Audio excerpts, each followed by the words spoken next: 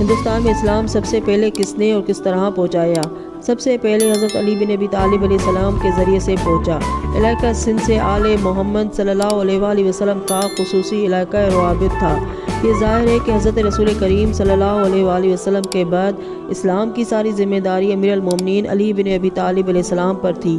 جس طرح سرکار دو عالم صلی اللہ علیہ وآلہ وسلم اپنے عہد نبوت میں تابع حیات ظاہری اسلام کی تبلیغ کرتے رہے اور اسے فروغ دینے میں تن و من دھن کی بازی لگائے رہے، اسی طرح ان کے بعد امیر المومنین علی بن ابی طالب علیہ السلام نے بھی اسلام کو بام و عروج تک پہنچانے کے لیے جدوجہد جاری رکھی اور کسی وقت بھی اس کی تبلیغ سے غفلت نہیں برتی۔ یہ اور بات ہے کہ غضب اقتدار کی وجہ سے دائرہ عمل وسیع نہ ہو سکا، حلقہ اثر محدود ہو کر رہ گیا، تاہم فریضہ کی ادائیگی امامت کی خاموش فضا میں جاری رہی،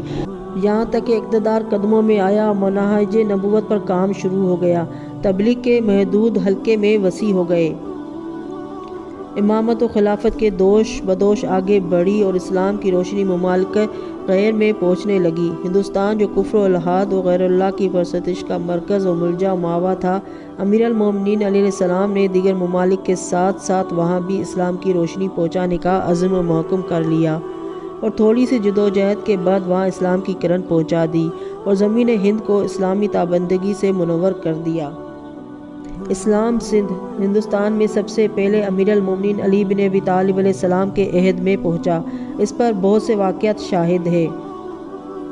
حضرت امیر المومنین علیہ السلام، جن کا مقصد فتوحات کی فہرست مرتب کرنا نہ تھا بلکہ دین اسلام پھیلانا تھا، انہوں نے ناسازگار حالات کے باوجود آگے بڑھنے کا عزم بالجزم کر لیا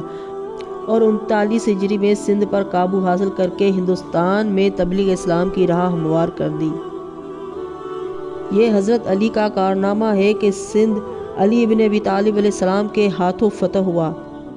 جب حضرت امام حسین علیہ السلام کو ہر نے کوفہ کے راستے میں روکا تو آپ علیہ السلام نے ارشاد فرمایا کہ تم اگر میرے عراق میں آنے کو پسند نہیں کرتے تو مجھے چھوڑ دو کہ میں سندھ چلا جاؤں۔ اس کے بعد ابن قتیبیہ لکھتے ہیں کہ امام حسین علیہ السلام کے فرمانے سے معلوم ہوتا ہے کہ اسلام اس وقت سے پہلے سندھ میں پہنچ چکا تھا۔ اسلام کا قدیم ترین مورخ ابن قتیبیہ اپنی کتاب معارف کے صفحے 73 پر لکھتا ہے کہ کانت زوجۃ امام زین العابدین علیہ السلام سندھیہ، امام زین العابدین علیہ السلام کی ایک بیوی سندھی تھی اور اس سے حضرت زید شہید پیدا ہوئے تھے۔ پھر اسی کتاب کے صفحے 95 پر لکھتا ہے کہ امام زین العابدین علیہ السلام امام زید بن علی بن الحسین فقان بکنی امام، پھر اسی کتاب کے صفحے 95 پر لکھتا ہے کہ زید بن علی بن الحسین کی کنیت ابو الحسن تھی، ان کی ماں سندھی تھی۔ ایک اور جگہ لکھتا ہے کہ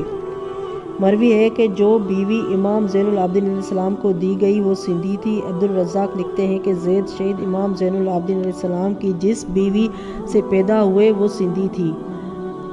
ان جملہ حالات پر نظر کرنے سے یہ بات واضح ہو جاتی ہے کہ سندھ ہندوستان میں دین اسلام حضرت علی علیہ السلام کے ذریعے سے پہنچا اور اسی کے ساتھ ساتھ شیعت کی بھی بنیاد پڑی تھی۔ نیز یہ کہ حضرت امام حسین علیہ السلام کو سندھ کے مسلمان پر بھروسہ تھا، وہ کوفہ شام کے مسلمانوں پر سندھ کے مسلمانوں کو ترجیح دیتے تھے۔ یہی وجہ ہے کہ آپ نے راہ کوفہ میں ابن زیاد اور یزید میں معاویہ کے لشکر کے سردار حر بن یزید ریاحی، جو بعد میں حضرت امام حسین علیہ السلام کے قدموں میں شہید ہو کر راہی جنت ہوئے تھے، سے فرمایا تھا کہ مجھے سندھ چلے جانے دو۔ اس کے علاوہ آپ کے فرزند امام زین العابدین علیہ السلام نے ایک بیوی سندھ کی اپنے پاس رکھی تھی جس سے حضرت زید شہید پیدا ہوئے تھے۔ یہ تمام امور اس امر کی وضاحت کرتے ہیں کہ آل محمد صلی اللہ علیہ وآلہ وسلم کو علاقہ سندھ سے دلچسپی تھی اور وہ اس کے باشندوں کو اچھی نگاہ سے دیکھتے تھے اور ان پر پورا بھروسہ کرتے تھے۔